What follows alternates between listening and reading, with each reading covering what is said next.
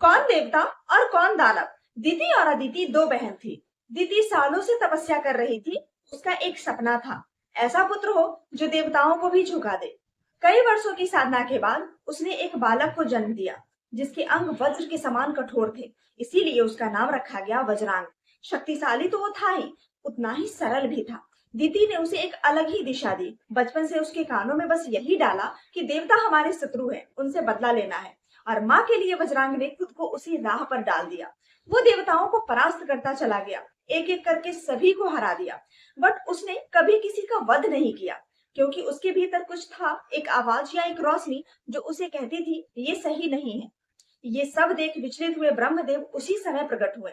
बजरंग उनके आगे सिर झुका देता है और कहता है कि मैं जो भी कर रहा था माँ के कहने पर कर रहा था, पर प्रभु मुझे इसमें कोई सुख नहीं मिला। मेरे जीवन का क्या उद्देश्य है। ब्रह्मा जी मुस्कुराए। उन्होंने तब उसे सतोगुण का ज्ञान दिया। बजरंग ने पहली बार खुद को जाना और फिर उसने अपनी दैत्य प्रवृत्ति को छोड़ दी। अब वो दैत्य होते हुए भी देवता के समान हो गया।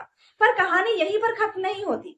ब्रह्मा जी ने अपने ब्रह्म ज्ञान से एक कन्या उत्पन्न की, वारांगी, जो रूपवती थी और तेजस्वी थी। और उसी बजरंग से उसका विवाह हुआ। शादी के बाद वारांगी एक वर मांगा, मुझे एक ऐसा पुत्र चाहिए जो देवताओं को परास्त कर दे। ये चौंकाने वाला था। ब्रह्मा की उत्पन्न कन्या दैत्य जैसी इच्छा रखती थी।